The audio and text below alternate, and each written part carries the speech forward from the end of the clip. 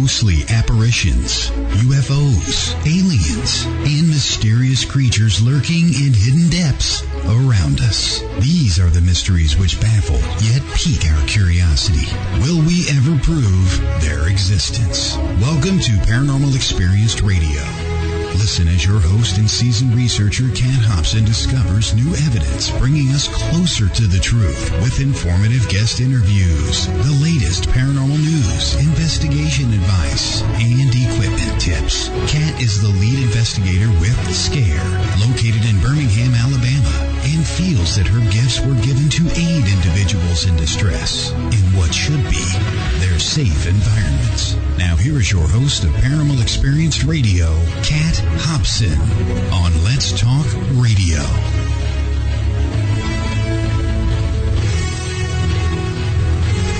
Hello there. Welcome to Paranormal Experienced Radio. I am your host, Kat Hobson, and I am so glad you're joining us this week. I hope you've had a great one. I know that I have. It's been so fun. I wanted to give thanks to my friend, Captain Robert McDonald. I enjoyed so much getting a chance to go over and be a zombie. And if you missed those pictures on Facebook, you missed a show. I'm just saying. I'm not sure what I think about that. But I wanted also just to let everyone know that I'm going to be attending and covering an event in August. It's the Gettysburg Battlefield Bash. It's going to be August 17th through the 19th, and it's hosted by the Gettysburg Ghost Exchange, which is Steve and Pamela Berry. They own that, and they are wonderful. You've probably heard them on the show. And this event is going to be supporting the Pennsylvania Wounded Warriors Incorporated. All about some Wounded Warriors. Let's help them out, raise some money. You can send a donation. They will be happy to accept that. And I just am thankful that I have my friend. She founded the team that I investigate with, Spirit Communications and Research of Alabama. We go by SCARE. She has written 4 books. The first 2, Haunted Shelby County and Haunted Talladega County, were great enough in their own right. Talladega County, she wrote with Shane, who was our co-founder.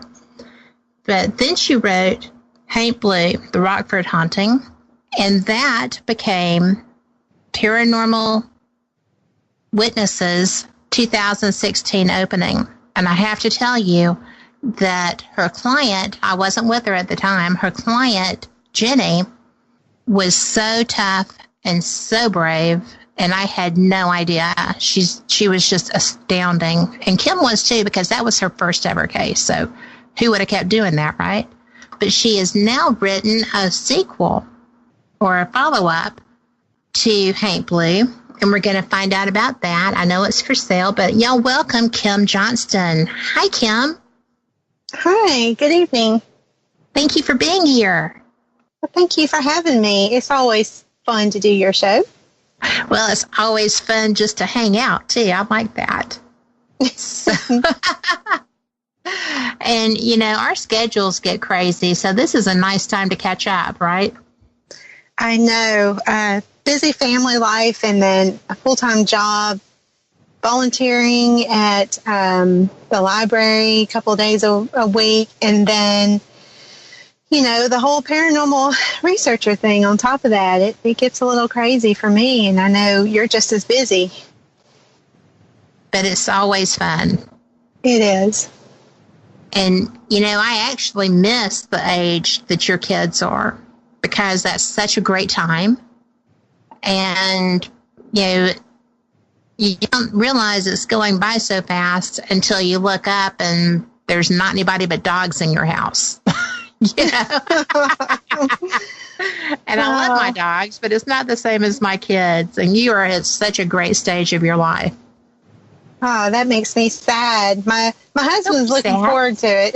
My husband, yeah, this is his second time around with raising kids, so he's looking forward to, you know, empty nest, but I don't know. I just want to make time slow down personally. I know. My grandma used to threaten to tie a brick on my head. Right? That's funny. And then she told me that when I got out of school, I would be amazed at how the time flew. And she was right. Old people are always right, just about. Yeah. So that was cool. But, so I know that we're going to get into your sequel because I don't have my copy of it yet, and we're going to have to talk about that. But, well, I haven't seen you.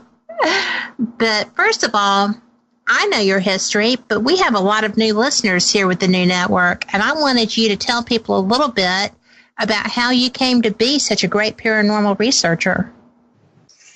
Gosh, it all started in 2008. My husband and I were buying our first house. We were bringing together, a blended family. We just had gotten married. And so we were starting out on this new adventure together. And who would have thunk it, but the house that we bought, even though it was brand new and no one ever lived in it before, it ended up being haunted. And so that's really where this journey began. Just going through, those initial phases of a haunting and questioning yourself and trying to figure out what the heck's going on. All of that my family went through. My husband and I, put a strain on our relationship because he didn't, he's really skeptical, didn't really believe anything that the kids and I were saying about it.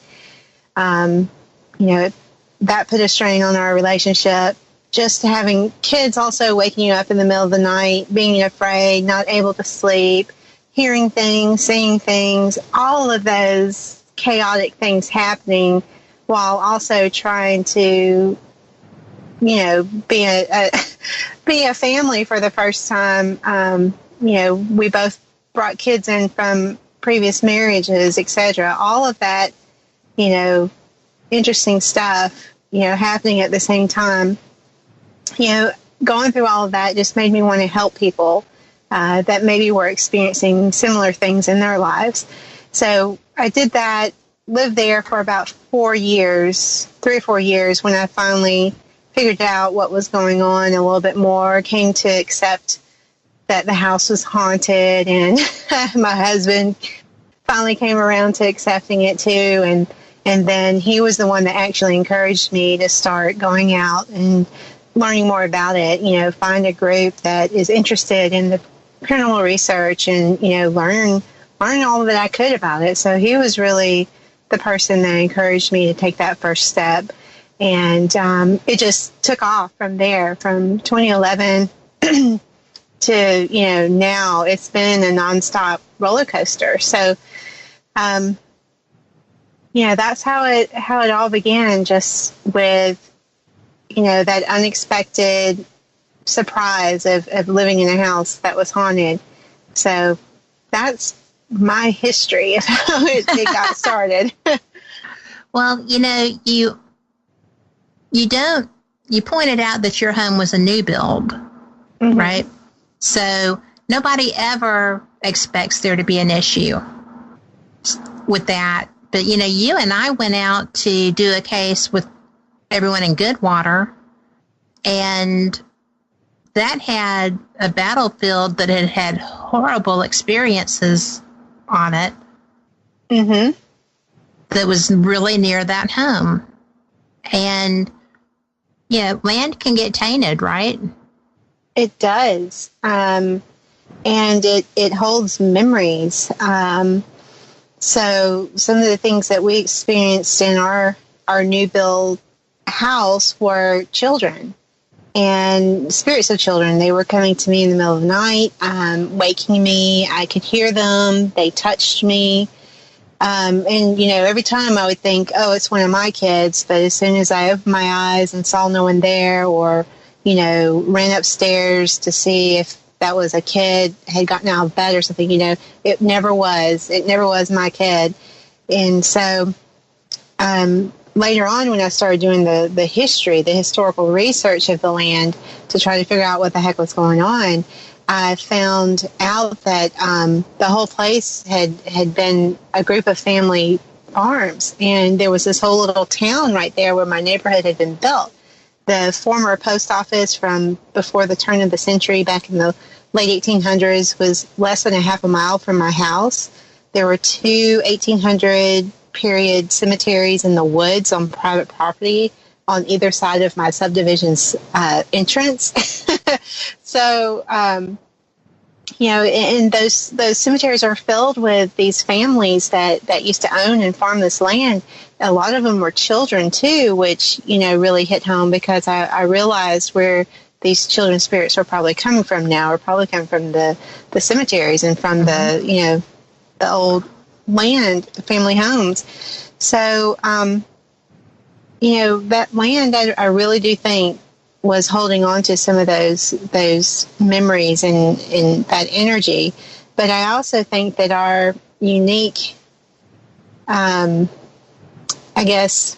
situation that we were in, where, there was a high level of emotion coming into that marriage. I mean, my husband and I were both very happy, but there's also a lot of stress. And, right. Trying to figure out one another and living together for the first time and having other children involved, from our other marriages, and figuring out all of that, it's not going to be drama-free and stress-free.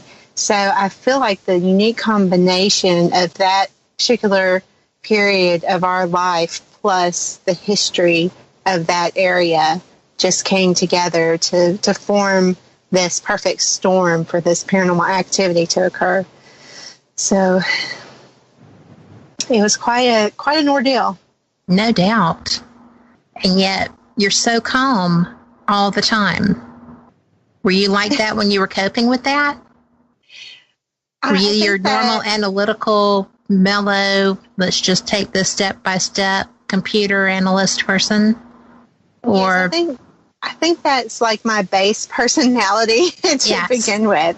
I've always been, told by my family that I'm the calm one, I'm the peacemaker. But there were moments of sheer terror. I mean, I won't deny that.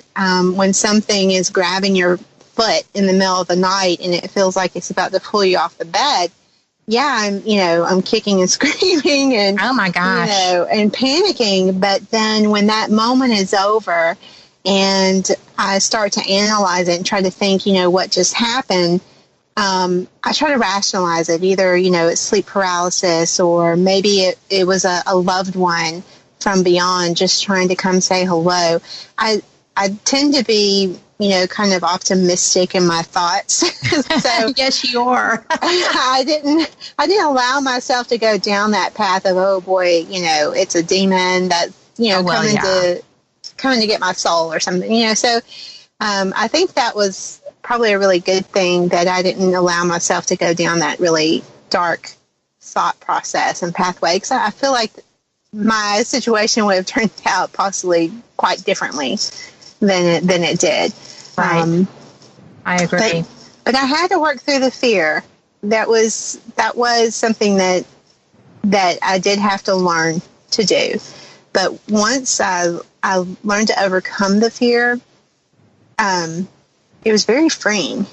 And I came out of my shell. I wasn't afraid to get in front of a group of people and talk about these experiences. I wasn't afraid to write about them and just, this is who I am and this is what happened. I stopped fearing death and stopped fearing life in a lot of ways. So it was really beneficial for me personally going through that process. Well, out of curiosity, because you're not someone that I've seen you be nervous about something once or twice maybe, but which one was harder, to overcome your fear of death or to overcome your fear of life? Fear of life. That was definitely the harder one. The fear of death was easier because of the experiences that I went through. it was almost as if I experienced death and life after death. I, initially didn't talk about this a lot, but more so I'm, opening up about it. But when I lived in that house, I had numerous out-of-body experiences. They started when a spirit, I don't know, an entity came and started pulling on my feet. And then they started pulling on my arms, and the next thing I knew, I was outside of my body, being pulled through my house. I was going through the walls and going up through the ceiling, and I was being taken on this adventure. And, through multiple experiences like this, I came to feel like, well, if this is life after death, if this is anything similar to it, then I have nothing to be afraid of. This is super awesome. Right. Yeah. So this was exhilarating. It was thrilling. I couldn't wait to, for it to happen again and see where they would take me or where I would go. And, so, through those experiences, I came to feel like, death wasn't really something to fear any longer. But it was harder to really stop fearing life. But it still opened me a lot up to, losing that fear. Well, I think that the only time I've heard you speak that you were maybe even a little quaky, and it was a big deal, was when we were at the library for the premiere episode of Paranormal Witness. And because you were excited as well as speaking to start with. And it was exciting. It was a big, hairy deal. That was wonderful. And it was so cool because I don't see you get pumped up very often. And I just felt like that was one of my favorite times of watching you interact with people. You do such a good job with that. So I know that we're going to be, well, it is what it is. You're really good at just about everything that I know that you do. So thank you. That's why I like working with you. So I am, and I really do like working with you. We don't get in tizzies. We don't get bent out of shape. If I start, reading or feeling something, I try to get you to validate that. And for those that don't know Kim, she is sensitive. She can validate if something is around. And even an elemental that time when we were doing the live broadcast from the haunted house. So that was pretty cool. That was like one of the first times that I realized that you could read my mind, I guess. Or maybe I was conveying with my mind, an image to you, but we were on the same wavelength, and that was really neat. But, it still happens now. You'll say something that I was about to say, or, so it's pretty cool. Makes me wonder, like, what else can she read from my mind? So I never ever delve into there. But it is weird when we're doing EVP sessions that one of us will ask the question the other one's thinking and has actually started to ask. Yep. So it's funny. But I don't tell very many people I can do that. But I think you and I have a pretty tight connection, so that helps with that. I think so, too, because you're the only person I've experienced that with. It's really, really freaky sometimes. Well, it's freaky from this side, too, because, that first time I ever investigated with you, I've never met Blaine. And he pops his head out of that bedroom door where the bunk beds were and says, "Hey, wow, you're stronger than I am." And I'm like, I don't even know who you are. I'm just getting my readings, okay? It was so funny. But, our whole team kind of interacts like that. But So it freaked me out when I realized I could do it too, because it was cool. And that being said, we're up against our first break. We'll be back in 3.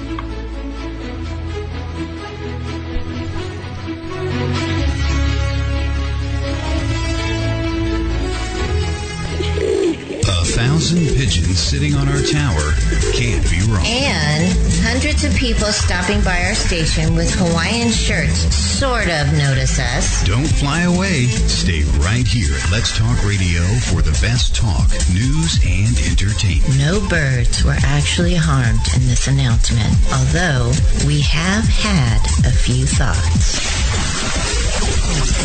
WGOG DB Clearwater. Let's talk. Shopping, dining, beautiful lakes and rivers, and a monster? Welcome to Braxton County, West Virginia. Centrally located, Braxton County, West Virginia is the ideal place to visit. Natural beauty and recreation abound with 2 beautiful lakes for easy kayaking and canoeing, and many hiking trails. Did we mention the Flatwoods Monster?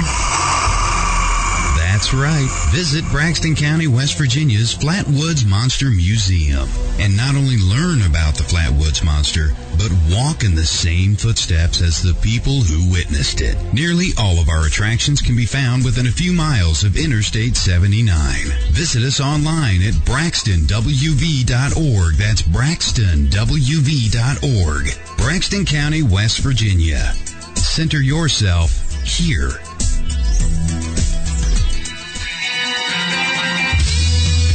Your Monday nights just got better. Tune in to ParatalkRadio.com. We are your paranormal talk. On the air, on the web, and in the field. We have guests from all over the paranormal world. We discuss ghosts, hauntings, Bigfoot, UFOs, and more. Check us out on Facebook Live on Monday nights at 8 p.m. Eastern at Facebook.com/ParatalkRadio. Remember, wherever there is darkness, there is always the light. ParatalkRadio.com. If you've ever wondered what your dog, cat, bird, or any other animal is thinking or trying to tell you, now's the time to crack their code. Make this year the year you learn telepathic animal communication and begin using the intuitive and psychic abilities we all have to connect with other species. The free website Speak Good Human is the perfect place to start. Speak Good Human is the internet's largest free animal communication practice site. It features tips, advice, how-tos, and more than 100 animals ready to help you practice and build your skills through telepathic conversation. And each February and August, you can join the thousands of other learners worldwide for the Animal Communication Practice Challenge, when you'll get daily encouragement, inspiration, and camaraderie as you pursue your dream of talking with animals. Get in on the conversation at www.talktoanimals.weebly.com. That's talktoanimals.weebly.com. Or Google Speak Good Human. Not only will your companion animals thank you,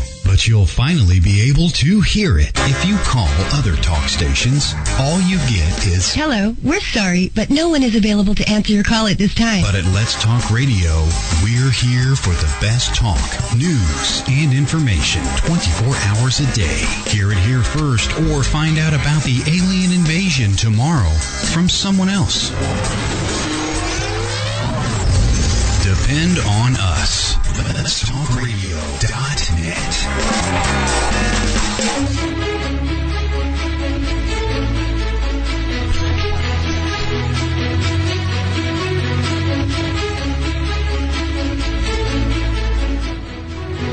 Minutes after the hour, and you are listening to Paranormal Experience Radio. I am Kat Hobson, your host, joined by my friend and a fantastic investigator and author, Kim Johnston, who is the founder of Scare of Alabama, which is Spirit Communications and Research.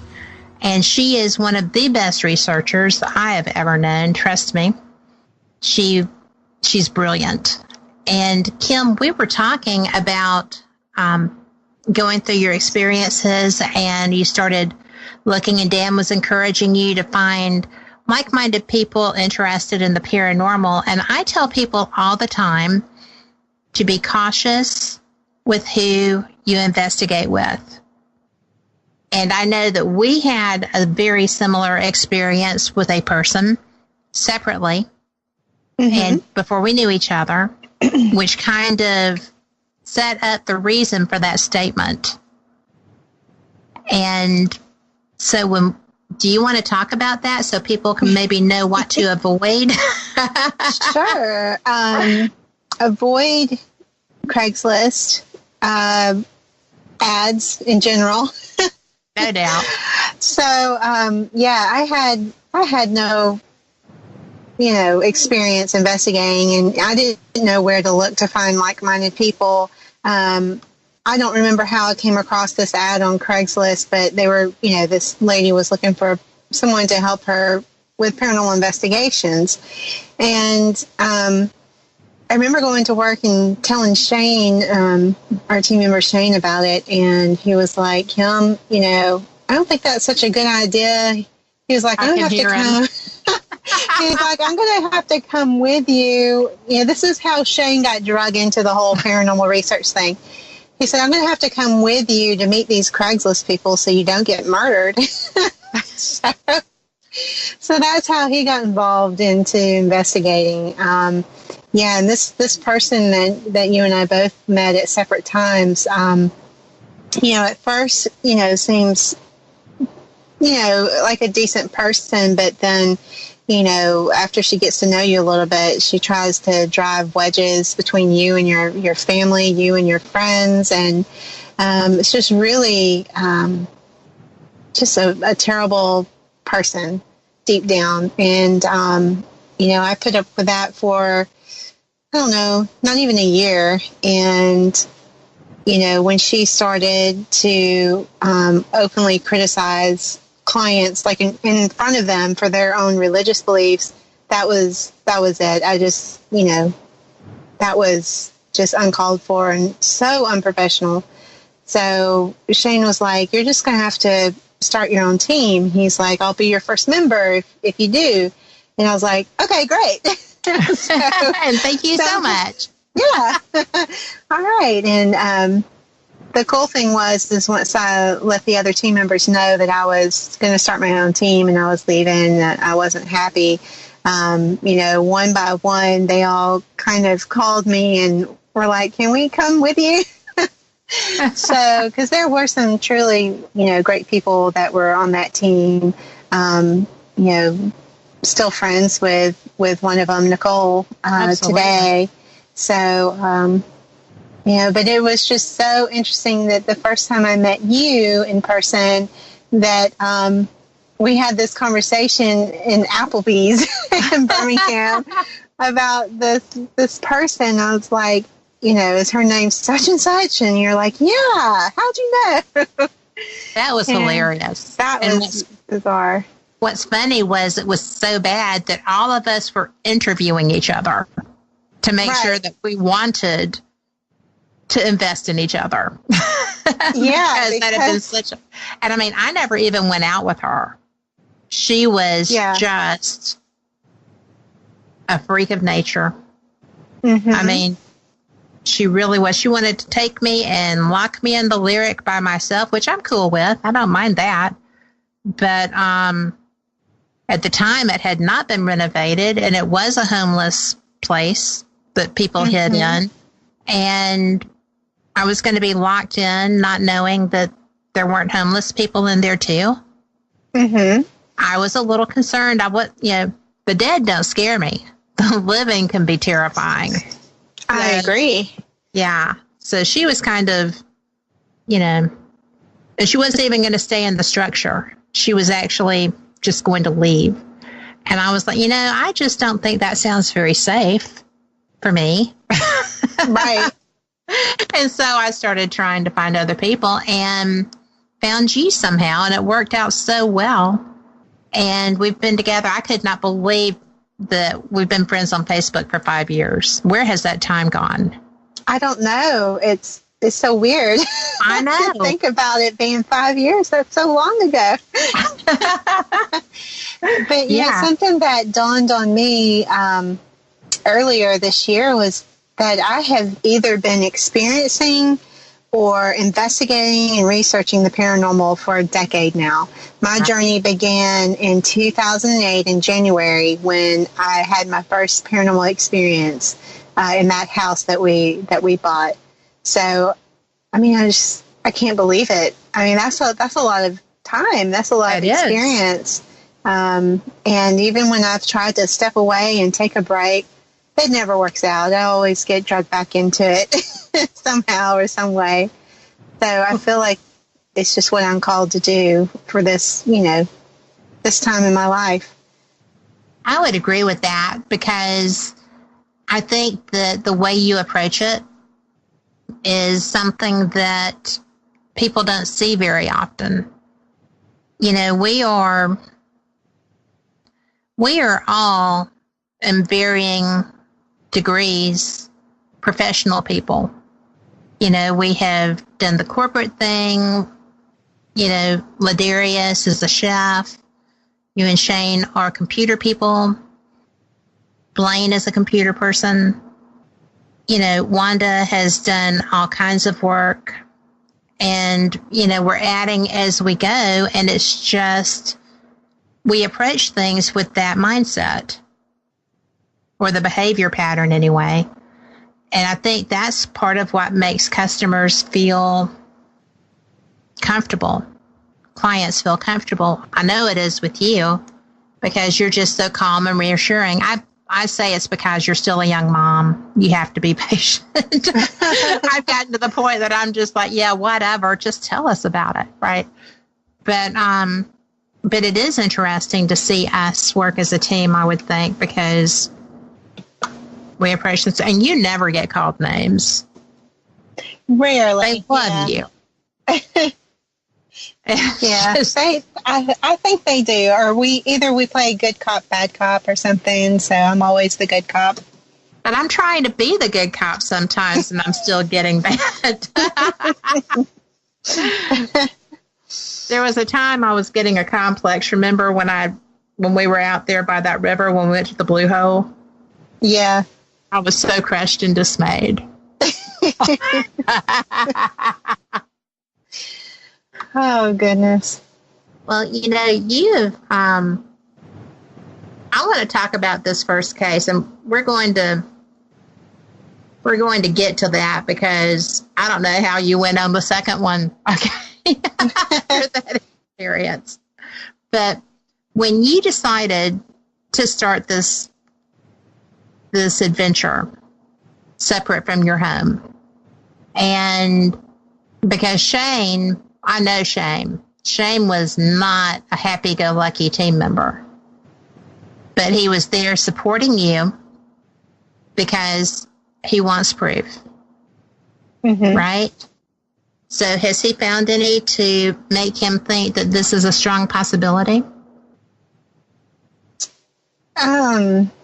Yeah, I think that it's been an eye-opening experience for him too.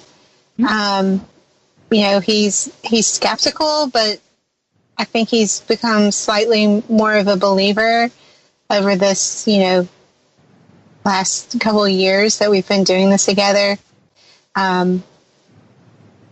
He had an experience that early on where he was using a full spectrum video camera in a client's home, and he could see a shadow person kind of darting back and forth on the viewfinder of the full spectrum camera, but he could not see that shadow with his own eyes if he just looked in that area where the shadow was.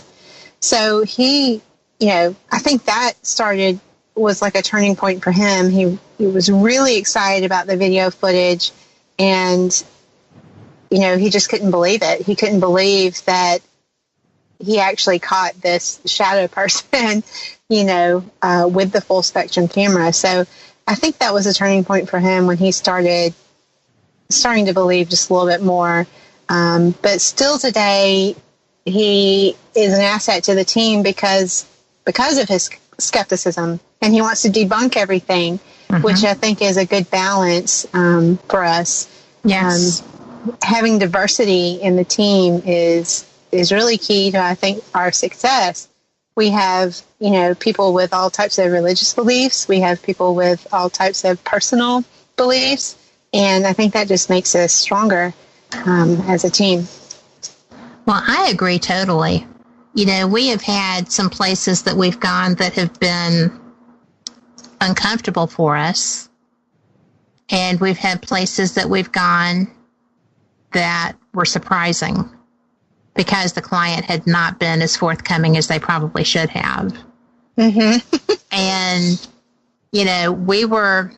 we have Kevin, who is a haunted doll collector, and he is quite accustomed to his dolls conversing with them. It's not a shock when he sees one, and it's not a shock that children are drawn to him. His dolls call him Daddy. And most of y'all have heard him. He's been on the show, will be again. He's gotten new dolls, and he's just an amazing person. But he investigates with us. And we were sitting in a client's home.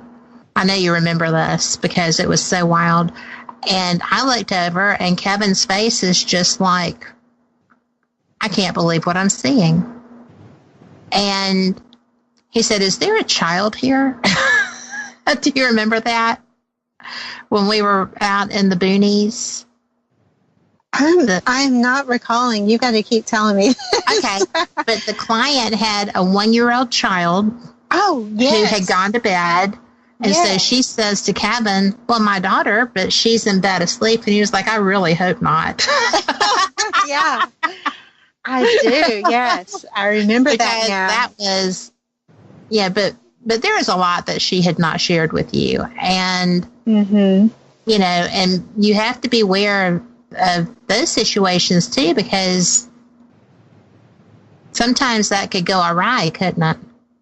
It could. And, the biggest, or the thing that pops into my mind about surprises is, I had to, learn to ask some better questions up front in the interview process, because we ended up one night at a client's house who was drinking heavily and going out to the car to do drugs. And, that was a very dangerous situation. It could have turned really bad very quickly. And so, you live and you learn, right? Absolutely. Well, and, I knew about the drinking because I smelled it, but I didn't know that she was going out to the car to do drugs. And then she came in the house with a rifle slung over her shoulder. Yeah. And I was like, oh, this cannot be good. This is just so not good. And, and she had actually, that was the place that I picked up a tracker on me from somebody doing poor Reiki. And that's the client that had the 7.3 EMF coming off of her. Every time she walked in the house, it went that high. It was bizarre. I've never seen a person give off EMF. And I kept questioning her, like, do you have some kind of medical device implanted? Right. Because I messaged Jason Hayes that night. And, I was just like, somebody asked him, and he said either a TENS unit or a pacemaker. And she didn't have either one. Mm-hmm. But every time she entered the house, it jumped that high. Mm-hmm. So, yes, that was one of those times that I count us lucky to have gotten out. Yeah. And we did. We just wrapped that up real quick, like. Yeah. We realized she was doing drugs, so. Yeah. Oh, the adventures we've had. Oh, my goodness. And that was the one with it was with the mirrors facing each other, creating the portal there, and then all the taxidermied animals and all the other stuff too. That whole situation was just so bizarre. And she had pissed off the land. I felt like she had pissed off the land. Excuse me, that hurt. But she had been just popping things from her deck. Right. She had killed a couple of foxes and other animals that wandered into her yard. So yeah. And called herself a graveyard stomper and talked about using a Ouija when she was a kid. Mm-hmm. So I was like, oh my goodness, we've covered all the bases. But I do think, though, that most of the activity stemmed from her as opposed to her just experiencing it. I agree. So, that's a lot of negativity to have in your life. And then, my advice to her once we were out of that situation, when I was able to talk to her privately, was, you've got to handle the addiction. Mm-hmm. Nothing I do is going to help you until you're off you're right. The drugs and the alcohol. So I don't think I made her very happy, but, she needed the honesty. And I'm positive that you said it with such care and concern and got the point across to her, because that's what you do. And that's why you're the one who does that. Exactly. And why I'm not. So, but you're very good at calming a situation and discussing, because when we were at that house in Goodwater the second time, that got a little hairy.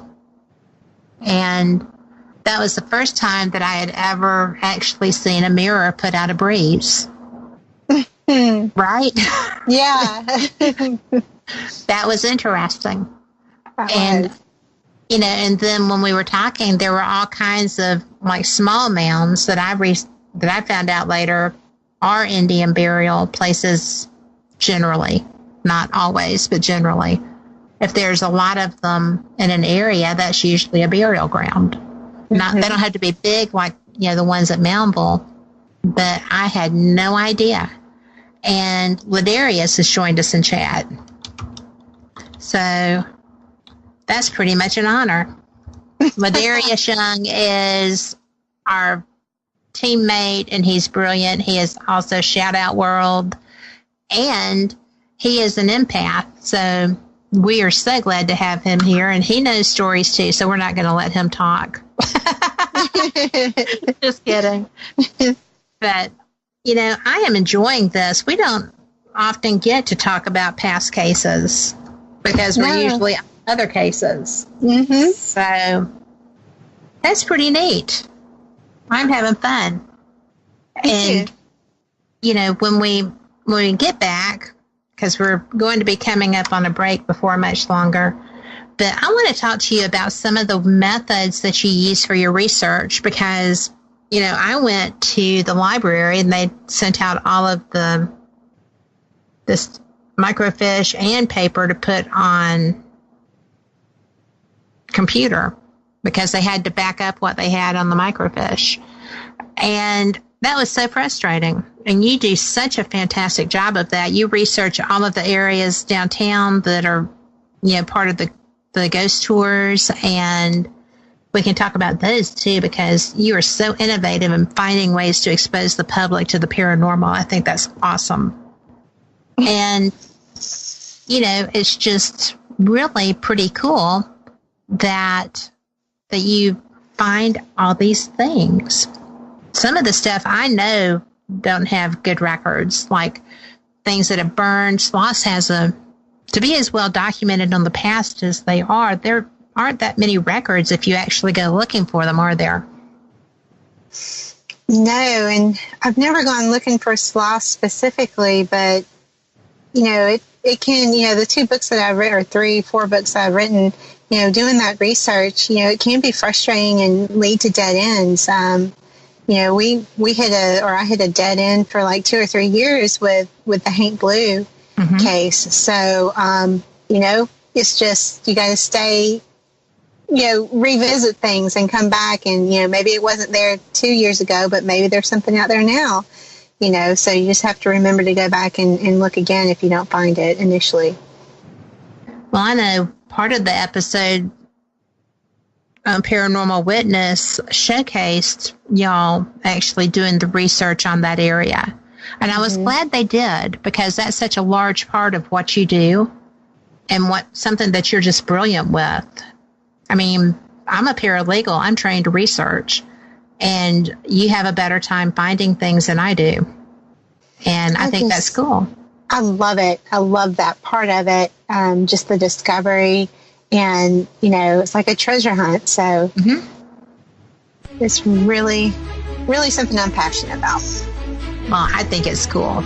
And, we are coming up on this break, and we will be gone for about 2 minutes. And when we come back, we're going to continue discussing methods that she uses to research. And we're going to probably tell you a little bit more about Goodwater, too. So we'll be back in 2. We'll catch you on the flip side.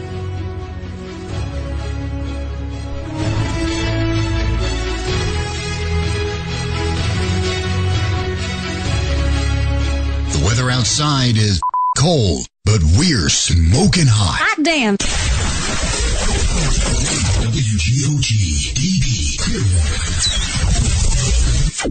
Let's talk.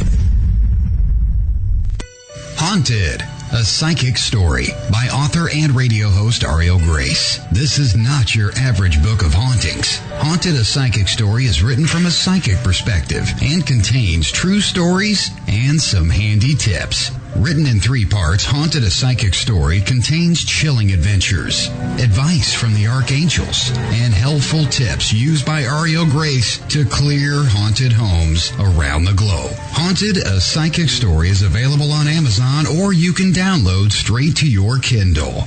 Haunted, a Psychic Story by Ariel Grace. Get your copy today.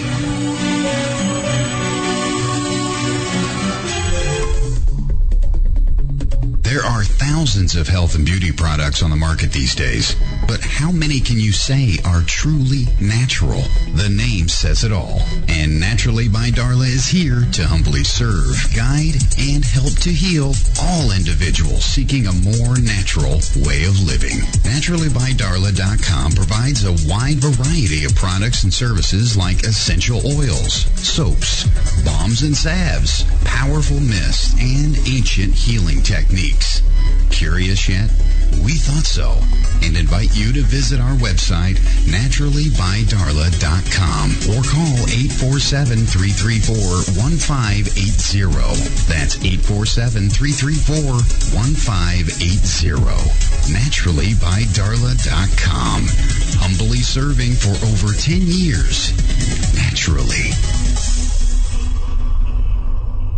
While the other stations are run from high-rises in the city, we're programmed from a little bungalow on Windtree Drive. Let'sTalkRadio.net.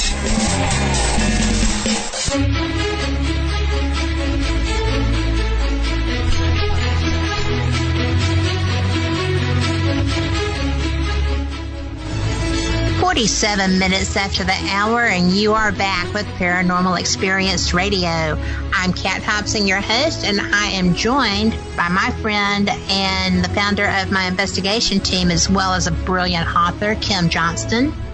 And we have just been discussing some cases and some different ways to be safe when you're trying to find a team to join. As we both learned, it's not always. And, you know, we were talking about one of our cases that was a little frightening. And I don't know, Kim, that was kind of odd, wasn't it? It was. The whole case was just, the history of it was just really tragic. And it's, you know, one of the first times that I guess it really hit home that, you know, when there is such a big tragedy that happened, and in this case it was a battle in 1814 against Andrew Jackson and some hostile Creek Indians. You know, this home was built on this battleground. It really, really hit home hit it home to me that, the history of a land can really harbor some very negative things. And as I researched that case more, the history of it, I learned more about the battle, but it wasn't just that particular battle that we were talking about. We were talking about the whole area being just littered with these tragedies. There was this story that I came across about the Native American villages there that they came out and they surrendered, and they didn't, they saw Jackson's men coming, and they didn't want to be slaughtered, so they were, sent out their, a letter saying that they surrendered, but apparently the soldiers didn't get the memo in time, and they came in, and, these Indians were expecting to be greeted, with kindness and, at least, in a good manner, because they had surrendered in their minds. But instead, the soldiers just started slaughtering them. The women and children went out first to greet the soldiers as they came into their camp. And, they were just left and right, killing these women and children, and then burned the entire village down. So it wasn't just that one singular event of the battle. There was, a lot of bloodshed and trauma that had taken place over the course of history there. And, when we were investigating, we got some validation from the responses on the spirit box. We heard, a man saying, something about being burned, and, some other things about, the white men coming and hitting them and hurting them. So it was very telling. There were some of the responses that we got. It let me know that, yes, that still is having an impact 200 years later on the people living there. So very, very fascinating, very frightening case. Well, it was frightening, especially for the client. He was being physically harmed. And, as far as actual physical damage, he was the first client I had been around that had been hurt by a spirit. And I was so concerned because I was afraid that I wouldn't know what to do, which I didn't. And, it was just unexpected to have validation for the things that had happened to him. Yeah. I knew that, we had Papa Art with us there that night. He was there to bless the house. He's an amazing person to work with. I felt confident that he would know what to do. Right? Yes. Yeah. Because I had worked with him before, so I felt confident that he would make sure that whatever was there, we would be safe, and he would help us get rid of it. So I was confident going in that we would be okay. But, it's not very often that you meet a client that has been physically harmed. And the thing for me at that particular point in time was that this was only the second case I think I had handled where someone had been harmed physically. Had the first case that Hank Blue is written about down in Rockford. And the really weird thing is that house where Hank Blue took place is only 17 miles away from the Goodwater case. So both homes are located in Coosa County, Alabama. Out of all places, the two most violent cases of a haunting that I've ever handled are both that, located that close together. It just really says something about the history. Yeah, the area. It doesn't go away. It's been imprinted with some pretty awful, evil stuff. Well, and it's just wild because it's not something that you anticipate running into. it's just weird. I mean, the damage that was done to this man, the things that happened to the client's family and pet in the Hank Blue case, I mean, it just was breathtaking to even anticipate that something like that could happen to a living human by a dead one, or by a religious practice that you try to bring something up like that. I mean, I just, with Jenny's case, I felt like it was going to, I don't know, in fact, I even told you I had no idea that she had dealt with this. It was so extreme. And, she's just fierce. The woman took knitting needles to go and slay someone in her child's bedroom. She was going to slay someone with knitting needles. I mean, she is bad to the bone. Bad to the bone. And she is, but it has taken a toll on her. She is still traumatized to this day from her. It was only like 5 or 6 months, long experience in this house, but it was so severe it traumatized her and her kids, and she's still fearful today about that spirit or entity or whatever it was, coming back to haunt her. And every time that I try to work on Hank Blue and was doing the research for part 2, and even throughout the first part, we both had activity going on inside our homes. It's like, whatever that was out there in Rockford doesn't want us to tell the story. And so, we continually dealt with what felt like, spiritual attacks throughout that There were process. Spiritual attacks. I mean, I believe they were. Yeah.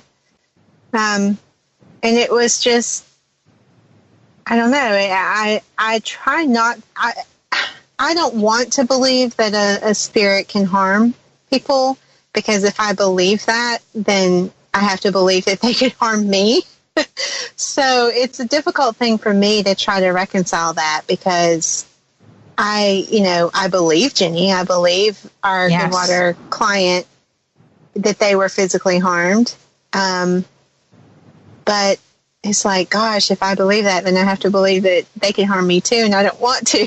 So, that causes fear, and then I can't be brave, and I can't do what we need to do. Right. Yeah. So, but I haven't told you since I haven't told you about this. A friend of mine owns a jail in Paulding, Ohio, and I did a live broadcast from there. And the spirits, before we went on the air, were agitated with me. They were angry. Mm-hmm. And it's the first time I've ever had spirits directly angry with me. And they were banging on things, and they were messing with my electronics, and they were banging on the fire doors on both floors. It was really bizarre. And fortunately, I was mad because they were messing with my computer, so I wasn't as fearful. But that's when it dawned on me that they can hit, because they were literally striking the door. And like you with Jenny's case, and with the other case, that was my first time to think, well, they're hitting something. They could hit me. Mm-hmm. They better not hit my computer. I mean, But Shelley was in there with me while this was happening, and it was something to think about. And I didn't realize, but they touch us. Mm-hmm. We get touched when we're investigating. If they can touch us, then they can strike us. And it's just one of those things that you have to find a way to cope with, I guess. Doesn't make it easier, but it is what it is, maybe. unpleasant to think about, but that's why I do my protection rituals, Yes. Just to make sure that I'm not going to be a target, or if I am, I'll be protected. Right. But fortunately, I've never been harmed that I know of. I've been put under emotional distress from some of these experiences, but physically harmed, not sure if I ever have. Well, cool. Well, you ponder that, and we'll be back after this 5-minute news break. It is the top of the hour. And see if you can think of something, because I can think of something that you were concerned about. But we'll be back.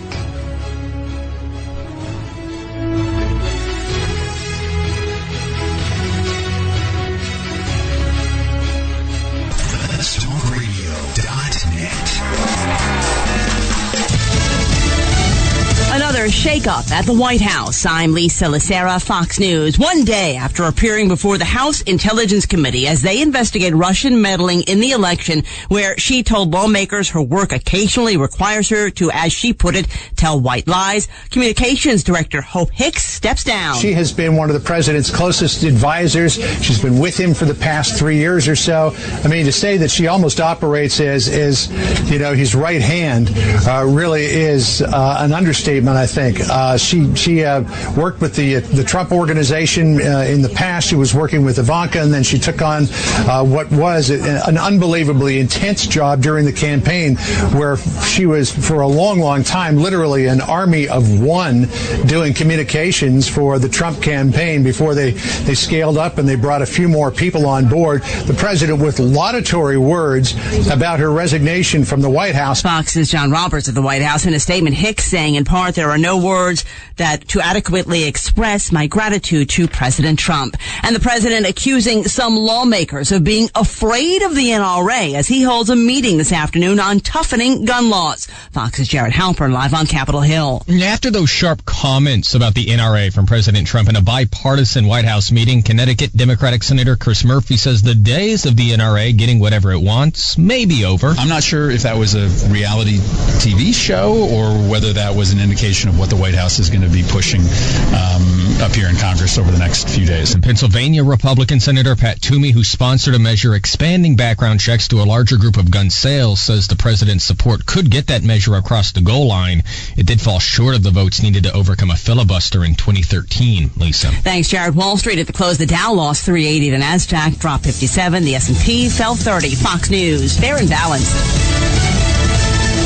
Are you hiring, posting your position to job sites and waiting for the right people to see it? ZipRecruiter knew there was a smarter way, so they built a platform that finds the right job candidates for you. ZipRecruiter learns what you're looking for, identifies people with the right experience, and invites them to apply to your job. These invitations have revolutionized how you find your next hire. In fact, 80% of employers who post a job on ZipRecruiter get a quality candidate through the site in just one day. And ZipRecruiter doesn't stop there. They even spotlight the strongest applications you receive so you never miss a great match. The right candidates are out there. ZipRecruiter is how you find them. Businesses of all sizes trust ZipRecruiter for their hiring needs. Right now, our listeners can try ZipRecruiter for free. That's right, free. Just go to ZipRecruiter.com/newscast. That's ZipRecruiter.com/newscast. ZipRecruiter.com/newscast. ZipRecruiter, the smartest way to hire.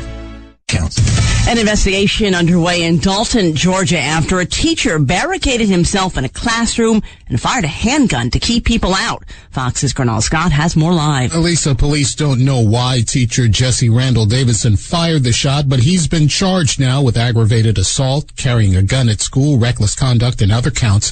Principal Steve Bartu says he called an officer, then tried to get in with a key. He slammed the door before I could open it and said, "Don't come in here, I have a gun." And so at that point, I put our school into a threat lockdown. Dalton Assistant Police Chief Cliff Kaysen said there could also be a mental screening. The court may decide that they would order some type of evaluation to take place, but we're just in the very preliminary stages. Only one student was hurt, but not by the shot, Lisa. Thanks, Granal. Controversy over the expansion plan for one of the country's busiest airports. Fort Worth-based American Airlines claims that Chicago's recently announced $8.5 billion O'Hare expansion includes a secret provision to award more gates to Chicago-based United. Thus, American contends undermining United's competition, though United says the deal for 5 additional gates was done in 2016, calling American Airlines claims disingenuous. The city says the plan ensures that every airline has a chance to grow. The O'Hare expansion aims for completion in 2026. In Chicago, Jeff Manasso, Fox News. The top executive behind the Netflix remake Fuller House has been fired over charges about his behavior on the set. Warner Brothers Television says it will not renew Jeff Franklin's deal. Variety reports there were complaints about him being verbally abusive to staffers and making inappropriate comments to the show's writers. There have been no allegations of sexual misconduct. Franklin's attorney says neither he nor his client have been told about what was deemed offensive. Lisa Lacera, Fox News Radio. Let's Talk Radio. No inbreeding here. What you trying to say, boy? Our parents were strangers. Doesn't he realize he's in one of them fancy political correct stations now? Let's talk. Let's talk about what? Let'sTalkRadio.net.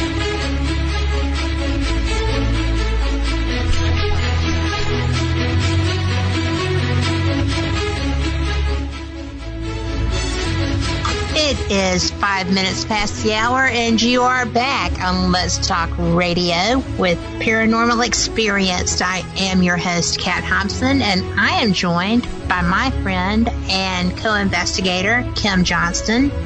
And I did want to let you know that if you have questions, she has answers. And you can join us in chat. It is letstalkradio.net. We have a call-in line, 727-266-5962.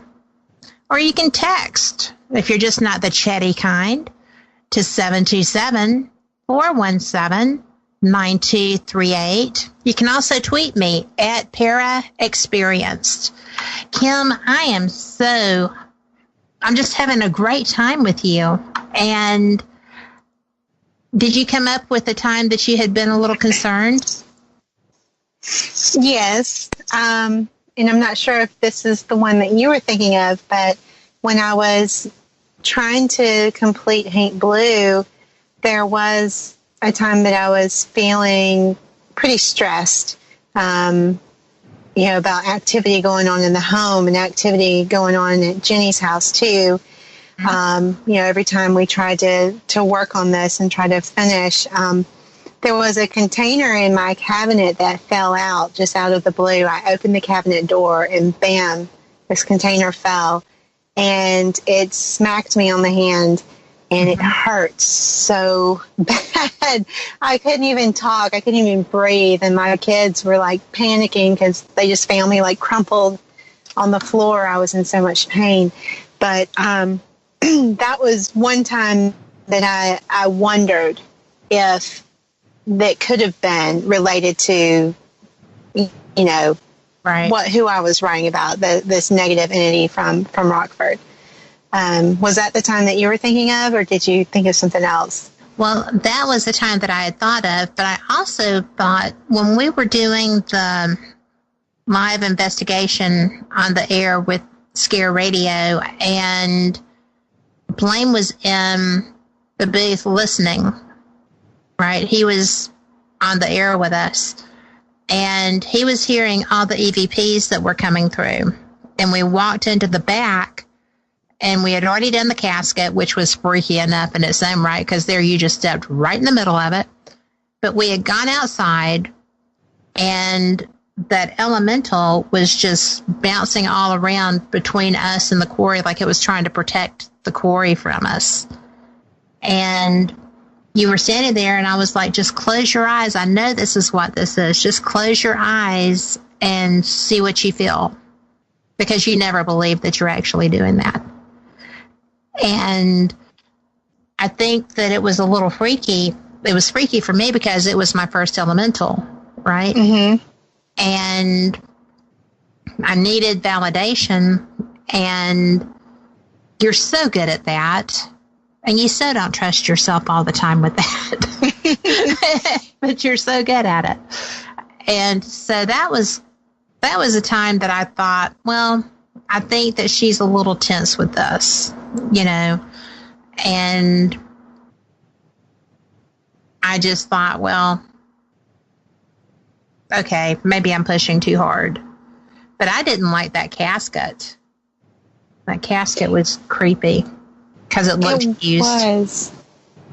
It was. And something, I remember being surprised because, I don't know, when I opened the casket or I shut it back, something came through the spirit box. I think it was, you know, a threat. There was something threatening that came through. So that place was kind of uncomfortable, even though I don't think that casket had ever been used. It was just always a prop, maybe, for this haunted house. But there was something not so nice there. I didn't like us poking around. So, well, I agree, because that was just the strangest thing. And we actually have a question from chat, and it's from Brenda, and she was like, explain elementals to me, please. You want to go? I just think that aren't they just like nature? I'm not even sure what they are, because we've run into them so few times. Right. But to me, like they're Earth just guardians. Yeah, just nature-related entities. But I'm sure some expert could give a much more better answer than I could. Or my producer could always help us with that. But, you know, I have to tell you that it is something when you're out and about, they are very rare from what I understand. I've dealt with them being around me in the mountains. I've dealt with them being around me. In this instance, I think that land had been so damaged by the quarry. And then on the other side from the quarry was, you know, this whole town, right, where everything had been paved over, and this thing was bouncing. It would be behind you, and then it would be on the top of a tree, and then it would be at the base of a tree, and then it would be on the other side completely of the parking lot, but still in the tree line. And you mean the things that look like kids but have claws on their feet?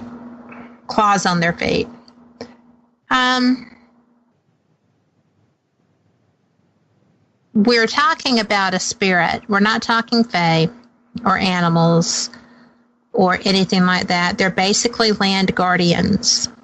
And I've not seen them. I feel them. And I know that they're there. When we were at the woman who had been popping foxes off of her deck with her shotgun, they were there too. And there's a reference in chat from Lori that says Grant Wilson read about his experience with an elemental, and I remember when he experienced it, actually. So there's a good reference on that. And here we go. Ariel's put it. Nature spirits, fairies, pixies, trolls, divas, elementals are the guardians of the natural kingdom. When they're trapped in houses, they can wreak havoc. There you go. So I didn't really consider fairies and pixies to be them. But thank you for that, because now I'm educated. I love learning new things. Truly.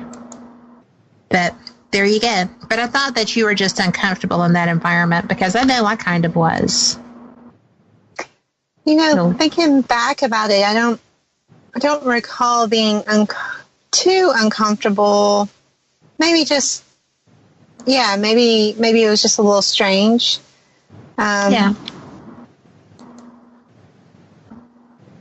But I remember probably one of the times that you and I were together being frightened was when we got to go inside Caraway Hospital that is abandoned in downtown Birmingham. You kept telling me, don't go in there, talking about this mechanical room where we were getting a lot of activity from. You're like, I feel like there's something not so good in there. And I was like, I'm going in there, taking my voice recorder. I'm going to get the evidence, and this is going to be so awesome. And I was in there by myself, and everybody else was kind of back at the doorway looking in.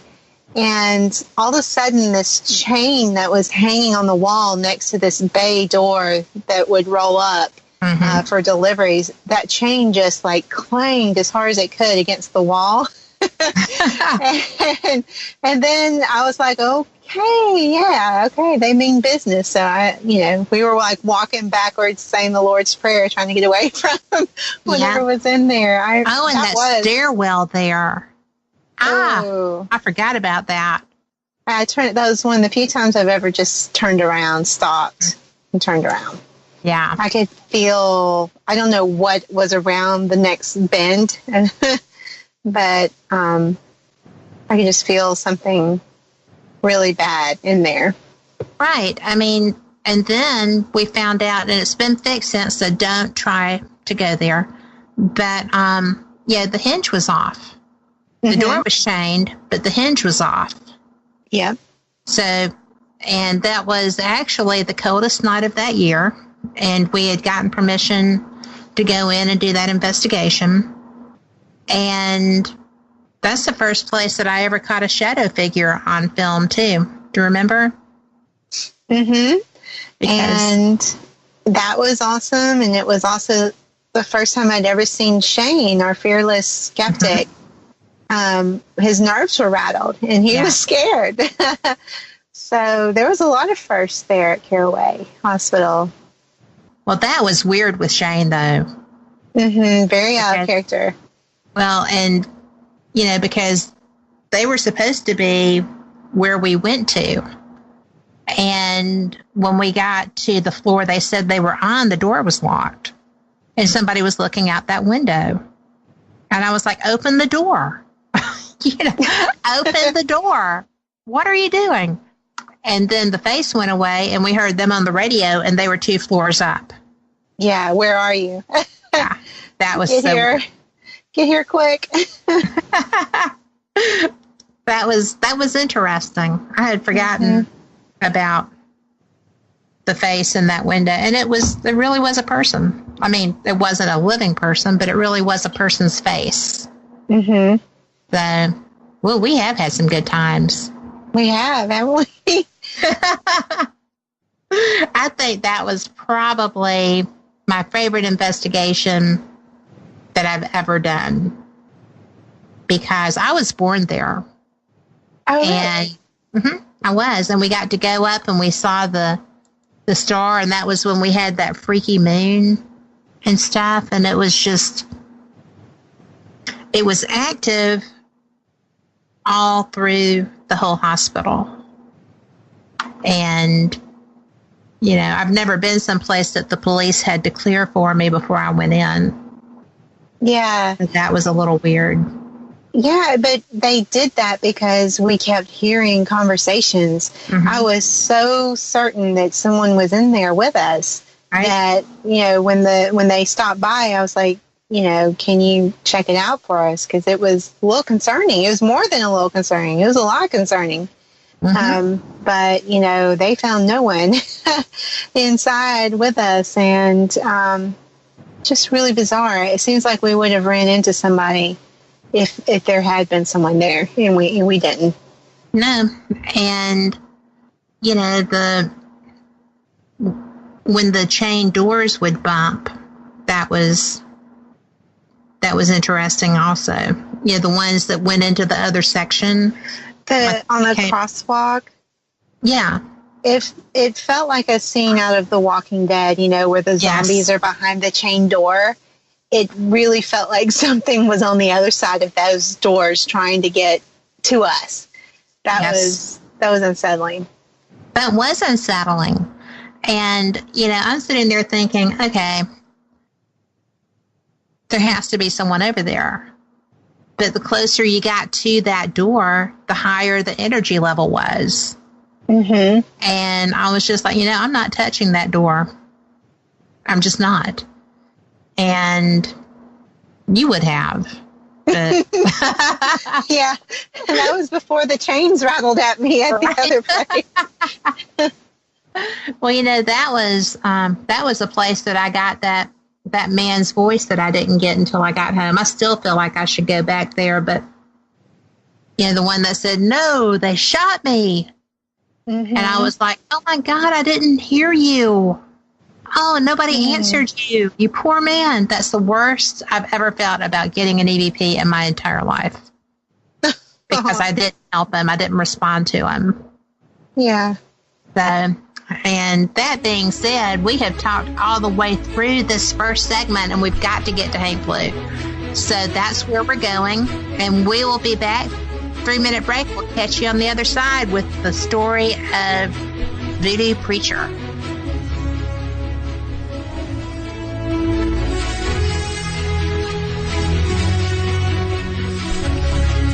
In a world of many voices, there's just one that needs to be heard. Yours. Join the conversation at letstalkradio.net.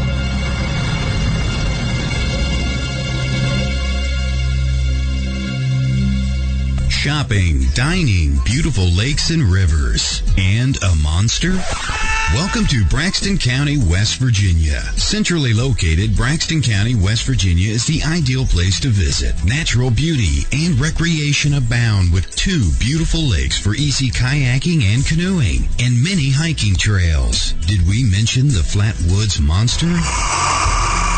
That's right. Visit Braxton County, West Virginia's Flatwoods Monster Museum and not only learn about the Flatwoods Monster, but walk in the same footsteps as the people who witnessed it. Nearly all of our attractions can be found within a few miles of Interstate 79. Visit us online at braxtonwv.org. That's braxtonwv.org. Braxton County, West Virginia. Center yourself here.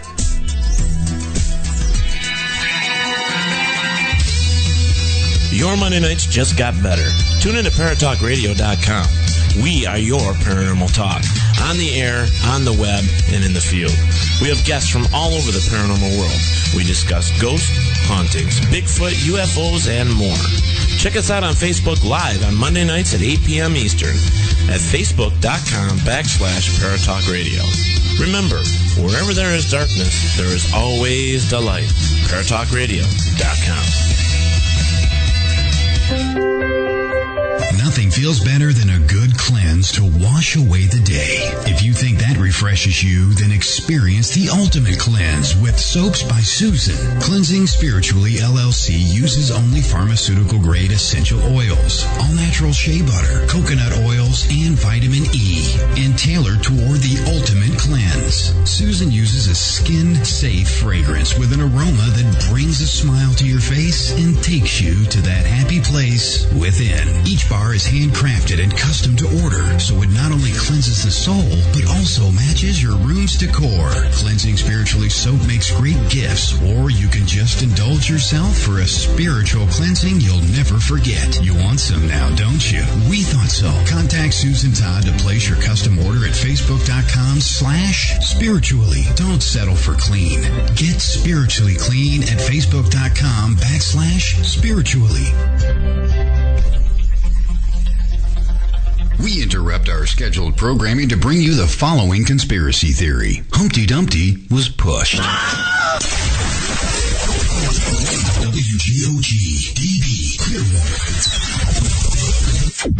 Let's talk.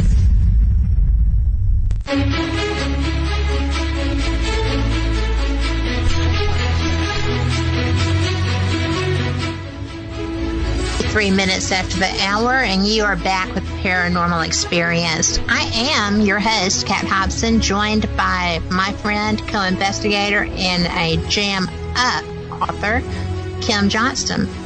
And Kim, I had promised people that we would talk about Haint Blue. Everybody is just so agog about the Voodoo Preacher episode on Paranormal Witness.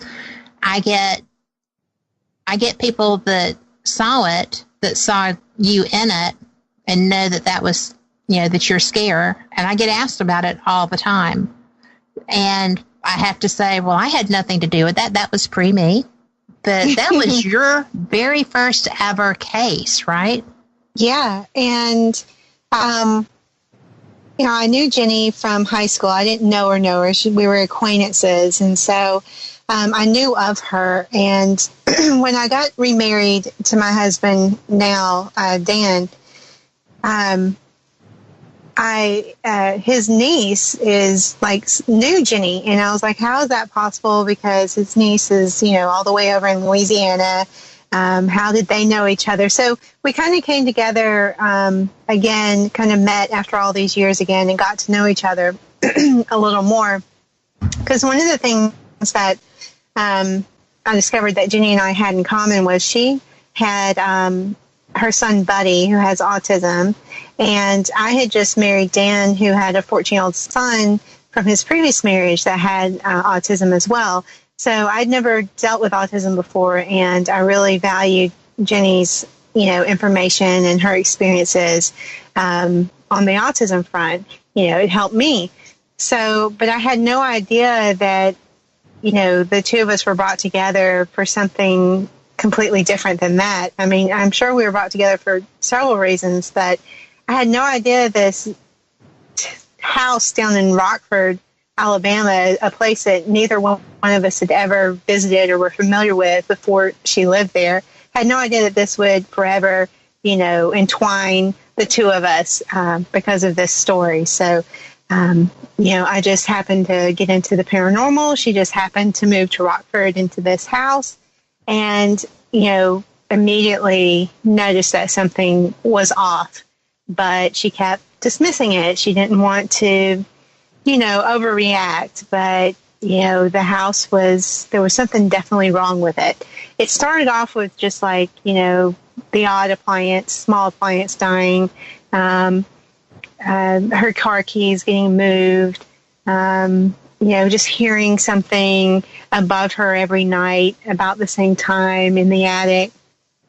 And, it starts off, with her seeing things too. There was a man standing in the window one day inside this house as she was outside in the yard cleaning up some paint.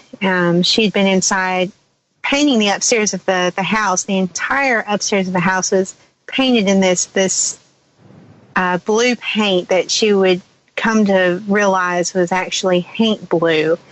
And haint blue is a particular color of blue that's supposed to protect people from evil spirits or haints, which are not of the living or the dead. They're kind of caught in between, and they're really ticked off and something that you don't want to tangle with. So this haint blue paint confuses the spirits, the haints, so that they don't stay inside your house or they won't come in. And of course, Jenny didn't know any of this, and she just knew that she didn't like the color. So as she started painting over this protective blue paint, it really started stirring up activity in the house. And that's when she saw the man standing in the window, thought someone had broken in her house, of course, hearing the footsteps constantly above her. And then it just continues to escalate. There's bug infestations continually. They get rid of one type of infestation and a new bug would invade. Just lots of stress in their personal lives too. Hunter, her husband, was working long hours. They only had one car. So she was stuck at home by herself a lot of the day with just her toddler. So eventually it all kind of built up to this moment where she was attacked and she was suffocated by this really gross entity that revealed itself to her.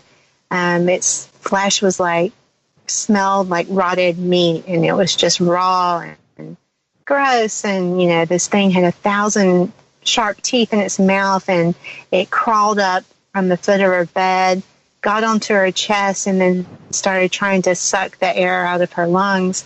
And she couldn't move. She was paralyzed. And Hunter was in the bed next to her, and she couldn't even, call out to him. And she thought she was going to die. She almost passed out. It was, causing her to lose consciousness. And when it finally let go and jumped off the bed, it got to the doorway and looked back at her, and it mentally conveyed this message that it was going after her toddler daughter that was in the next bedroom over. She started being able to finally get some movement back in her arms, and as soon as she did, she just reached over and grabbed Hunter. He jumps out of bed, they flip the lights on. She's just sitting there trying to understand what happened when she hears her daughter shrieking from the next bedroom, just it's sheer terrified, child. And that's when she realized, they've got to get out of the house. And they rush in to check on the daughter. She's got maybe like a scratch or something. And, it's just inconsolable. It wasn't very much longer after that they were out of there. They couldn't stand it any longer. So I had been talking to Jenny throughout this few months that she was in this house. I let her know that I could come and investigate and try to bless the house for her. But she was really reluctant to, bother me at first with that, because she wasn't really sure if it was paranormal or not. Well, that moment, when she was attacked, and her daughter was too, they were quite certain that it was paranormal. As soon as they had another place lined up, they didn't want to be there when we investigated and blessed it. So they left, gave us the keys, and we investigated the house and tried to do what we could to make sure that the next family that came behind them didn't have the same problem. But obviously it was a continual thing that seemed to be happening to a lot of people who had lived there. It was this rental house, so, people were coming and going. But the people that had lived there right before Jenny and Hunter moved in, it appeared that they had moved out in the middle of the night, much like they did. Because there was bags of garbage and clothes and, their belongings still there. So that's wild. Yeah. So there was some red flags that she knows now to look out for, but in the beginning,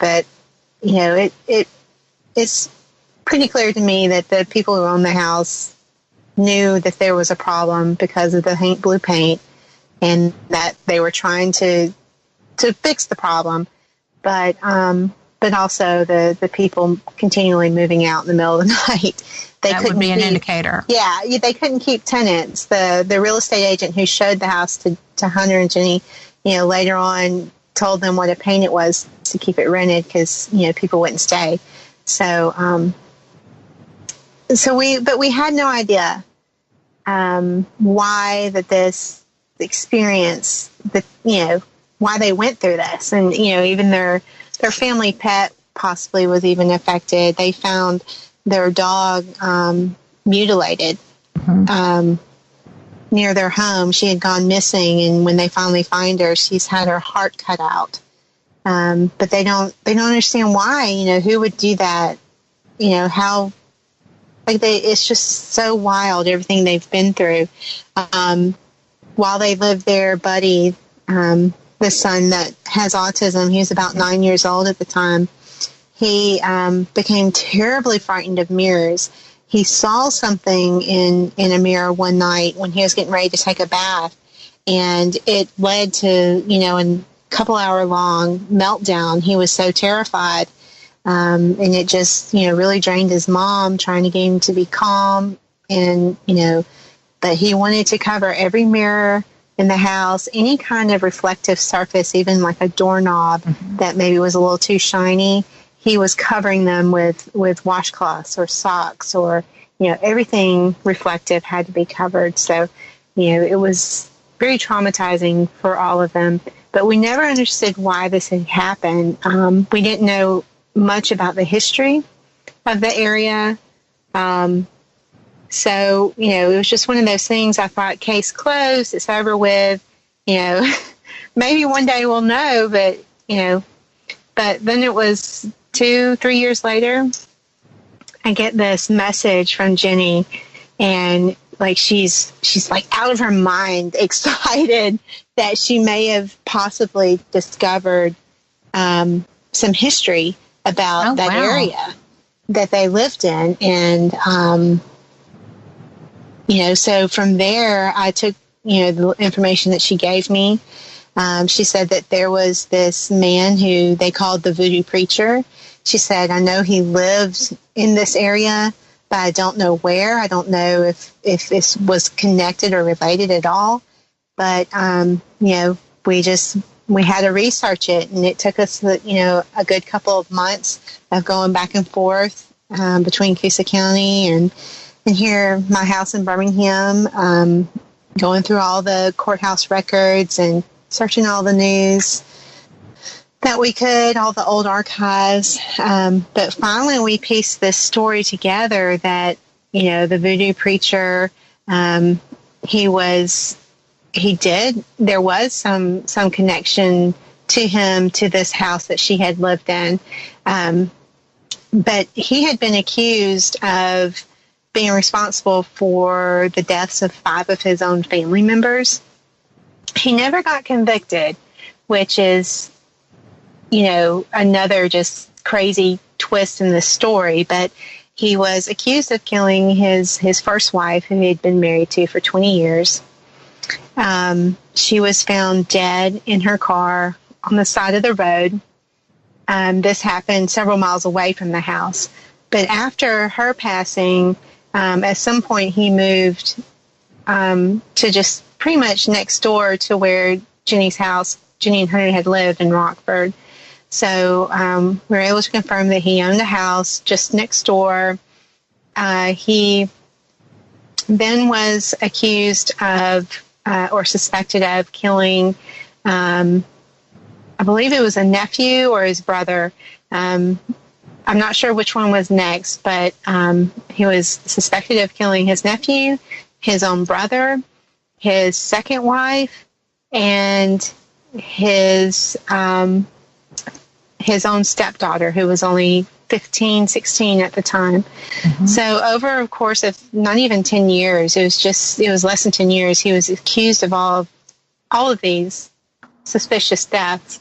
And the majority of them were all found dead on the side of the road in sort of the same manner of, undetermined cause of death, just, a very minor accident where, the cars just kind of brush into a tree or something. It wouldn't be enough damage to justify their passing in a car crash. It would be, they just didn't have physical injuries, but they were all dead. The last one that took place was the stepdaughter. And so, it just surprises me that he was even able to woo a third wife,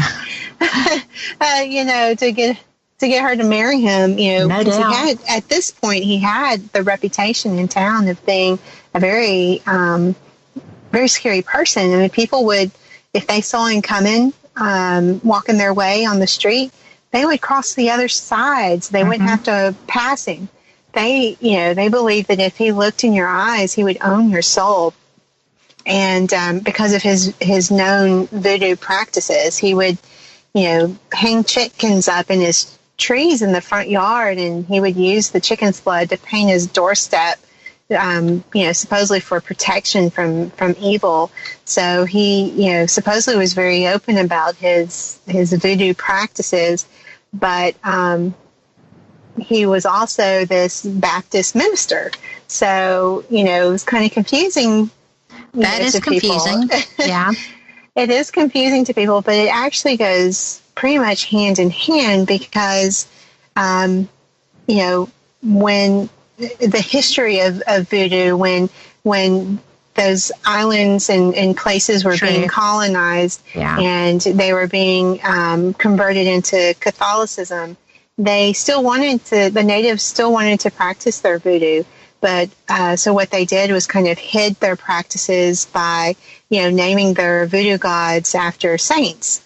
And so that way they could hide that they were, still praying to their voodoo gods by, pretending that they were Catholics and being saints.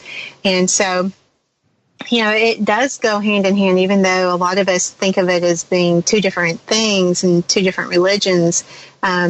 It's not unusual for someone to practice voodoo in Catholicism, or in this case, he was a Protestant preacher. Right. So, he was well known around town for having this, this practice, and, people were very suspicious of him. But when the stepdaughter was found dead on the side of the road, she wasn't in the car. They found her under the rim of the car, and it was staged to look like she had been changing a flat tire. But the problem is that she wasn't old enough to drive, and it was the voodoo preacher's car that was on her neck in this staged scene. So he was, immediately the police were suspicious again that it was the voodoo preacher. Well, I'm sure. Yeah. So, all of these deaths and mayhem was happening. Jenny and Hunter's house was pretty much the epicenter of it. We don't know even though the voodoo preacher never lived in that house, we don't know what those people who did live there during that time, we don't know what they saw. I mean, they could have been a witness to something. It could have been a curse on those poor people who lived there, to keep them quiet, or, there's no telling. Yeah. No, there's what not. Happened. Yeah. But one thing that was really eye-opening for me was almost across the street from Hunter and Jenny's house, down there in Rockford, was a cemetery. And inside that cemetery, the voodoo preacher was buried there. The brother he was suspected of killing, the nephew, and the two wives. So 4 of the suspected, victims of this voodoo preacher and the voodoo preacher himself were all buried in that cemetery right next to the house. So, would have liked to do an EVP session there, but by remote. Yeah. Right? Definitely by remote. Yeah. So, just completely crazy. And then the voodoo preacher himself was murdered. Vigilante justice, I guess you could say. After the stepdaughter was found dead, her uncle lost his mind and temporarily, and at the girl's funeral, actually shot the voodoo preacher in the face, because he was so angry that the voodoo preacher had the guts to show up at the funeral. So, yeah. So the community sighed a big sigh of relief when the voodoo preacher was taken out, because obviously the police couldn't take care of it. They kept dropping the ball. Right. And so they were feeling pretty, distressed and distrustful that, so this was a big favor that this uncle had done for the community. And no doubt. Yeah. I mean, seriously. Yeah. So it's no surprise that the uncle, when it came time for him to come up for the murder trial, for murdering the preacher, that he got off. They found him not guilty by reason of insanity. But he would go on later, some years later, and be diagnosed with PTSD because he was a Vietnam War veteran. So, But wow. He is still living today, as a matter of fact. Mr. Robert Burns was the uncle who killed the voodoo preacher. And every now and then he'll be on TV telling his story and talking about the voodoo preacher case, because this story made headlines nationwide. It was a sensation back in the 1970s. So, and, you know, it's just hard to grasp that all of that happened right there where this horrible haunting had taken place. It just amazes me still. Doesn't surprise me. Yeah, it doesn't surprise me, but it does. It's just amazing. Well, in Little Rockford, Alabama. Yeah. And, you know, we are fixing to come up on a break. I can't believe that I'm going to have to interrupt you at this point. But, you know, kudos for Mr. Burns. I'm going to tell you, I do not generally believe in vigilante kind of stuff. But good for him. I'm glad that he got off, and I'm glad that he did what he felt like he needed to do, because obviously no one else was. And we will be back. This is our 2-minute final station break. I can't believe our 2 hours are almost up, but we will be right back.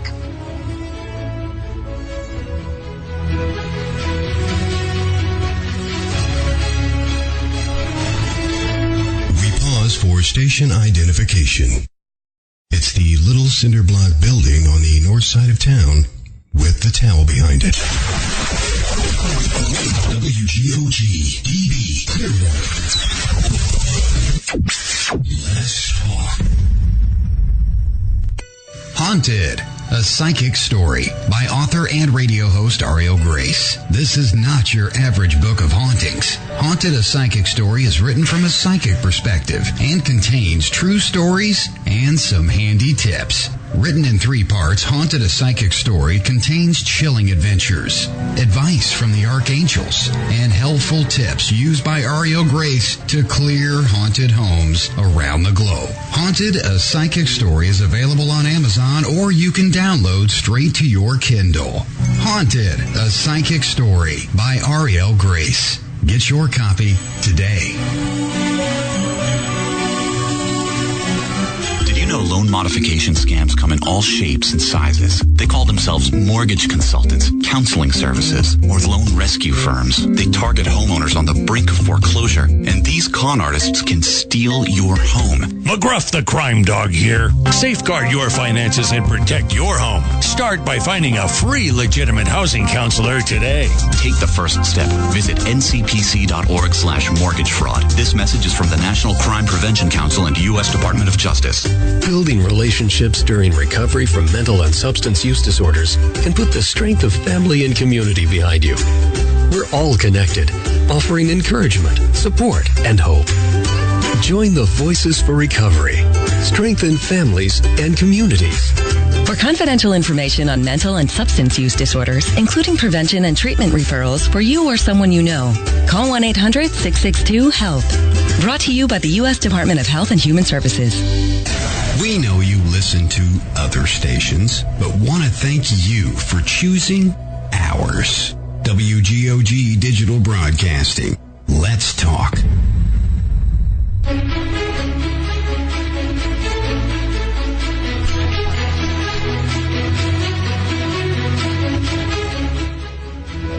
Minutes after the hour, and we are coming up into our last segment. We have been talking about Kim's book, Paint Blue, and the experience as it was related on the television show Paranormal Witness. I'm always amazed, just always amazed. And Kim, you have written a sequel to this, just filling the information in, if I'm not mistaken. Is that what this is? Yes, and I haven't released it yet.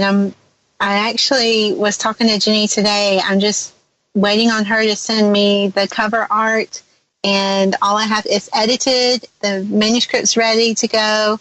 I just have to get the cover art and get everything uploaded to CreateSpace, and we'll be good to go. So hopefully in the next week or two, it'll be released, and it will be such a relief to have it finally out there and done. It has been such a challenge emotionally and just to get through it and get it done because of all the things that keep happening to us whenever we do try to work on it. So, but I am hopeful. Nothing else is going to get in the way. And part 2 will be out in just a few weeks from now. So, what's the title? It's Paint Blue Part 2. So we didn't change it. It's just Part 1 and Part 2. Well, you have done such good work. I learned so much about our area when I read Haunted Shelby County and then also Haunted Talladega County. And I'm very impressed. So I'm just going to put it out there, but people already know I'm impressed with you. Now I'm going to get all embarrassed. But, I think that you do such great things. And I was curious what kind of project you have coming up, because I know you're going to write something else. Oh, gosh. I don't know. I don't know. I know something else will come along. I've thought about, taking what I've learned, working on these paranormal books and maybe doing a different genre, maybe trying my hand at fiction, but I don't know. We'll see. We'll see what comes up first, what happens. Well, I tell you what, you write so well that whatever you decide to go with, whatever you're moved to do is going to be excellent. And I was going to just go ahead and let you kind of tell people where to find you, what all you have going on. I know we have the haunted tours. We just had an event at the Talladega Library. What else is going on? Don't have a lot planned at the moment, but I want to start planning a lot more. But people can follow us on Facebook. You can go to Scare of AL is where you find us on Facebook. You can also go to www.scareofal.com. Check out our website. I've got pages for Haunted Shelby County, Alabama, and Haunted Talladega County. So if you go to any of those Facebook pages and subscribe to our events, you'll be notified of anything new that we add.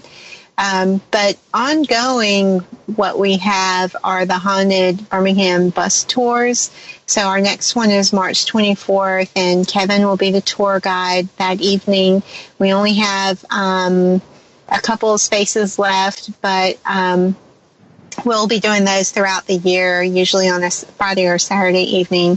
And they start at the Cahaba Brew pub downtown. So it's a pretty cool little tour. It lasts about 2 hours, and we get to go to some of my favorite places. And when Kevin does the tour guiding, he usually breaks out his spirit box too. So that's always fun for people. That is fun. Mm-hmm. So that's pretty much everything I've got going on right now, but hopefully we'll have some more stuff coming up. I know it'll be a busy year because I'm looking forward to getting back out there and getting into the swing of things. Well, I know you've been working so hard, and with school, and with writing, and with. You're always busy. But I have had so much fun because while I do host people who are my friends, you're someone that I have a long-term relationship with and work with. And, we do that well together. So it's interesting for me to hear you as a guest because it's like a different side of you, even though I know you. So thank you for letting me pick your brains.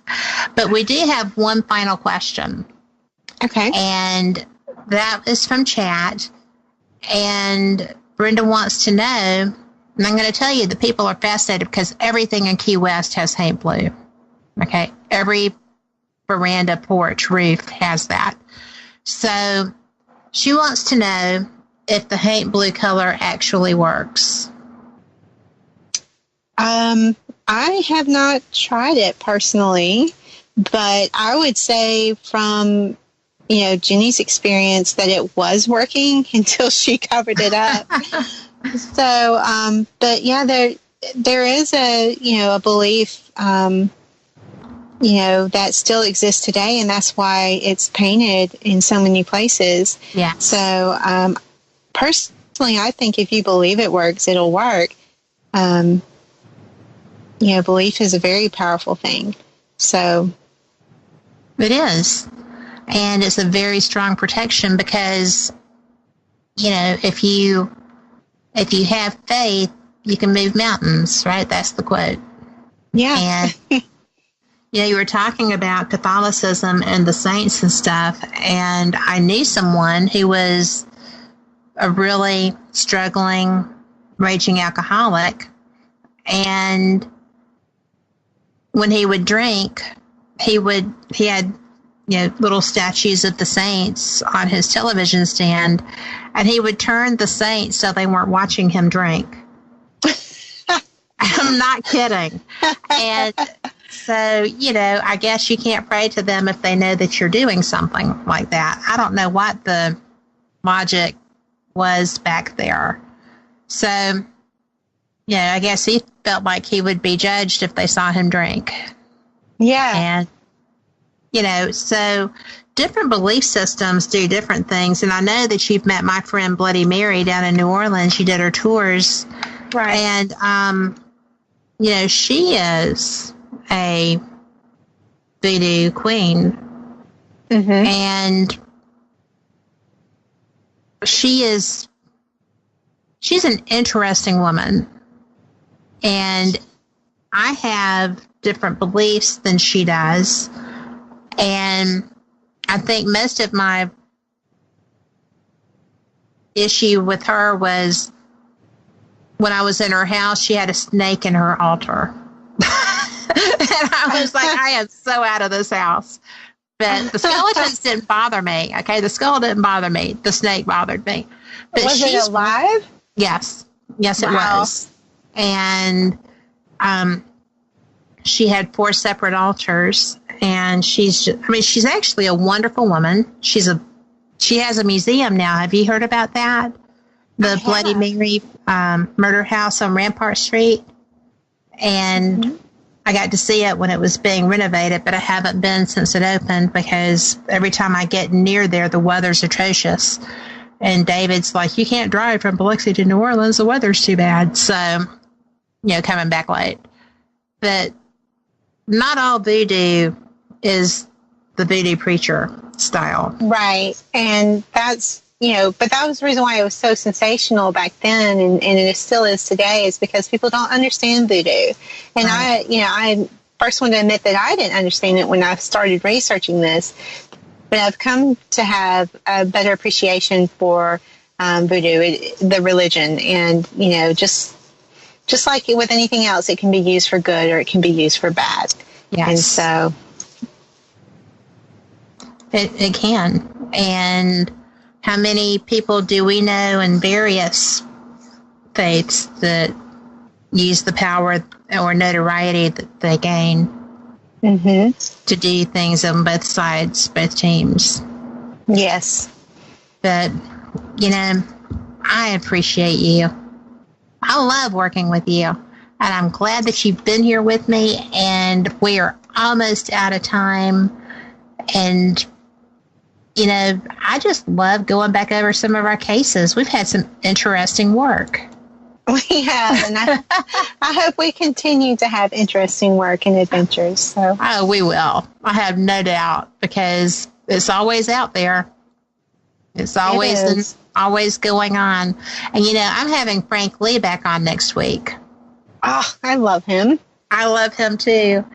He is kind of like the skeptic to my mystic. It blows him away because you know how skeptical he is, right? Yes. And we do different investigations using our own methods and then always seem to come to the same conclusions toward the end. It's so funny. And I got him to sage a house, right? No, really? Yes, I have video. Nice. I have video of Frank Lee staging a house because I couldn't reach, the ladder wasn't high enough and I couldn't reach into the top of the attic, so he took that corner. So, yes, and there is video. So, nice. Yeah. And, you know, I've been fortunate to have friends like y'all because I learned so much. And it's very helpful and fun. We only have 60 seconds, and I just have to tell you, this has been a joy. An absolute joy. I have not gotten to talk to you because you've been working so hard on this book. So, yay. Yay. Thanks for having me.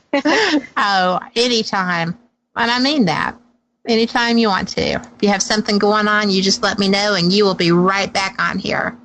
And the people in chat have just loved you too. We've got all kinds of fun going on there. And Ladarius is back and he says maybe you'll come to some cons now. Yeah. I know, right? And everybody, thank y'all so much from myself and from Kim. We hope y'all have a great week. And we will catch you next time, same cat time, same cat channel with my guest, Frank Lee. So, thanks again. Good night.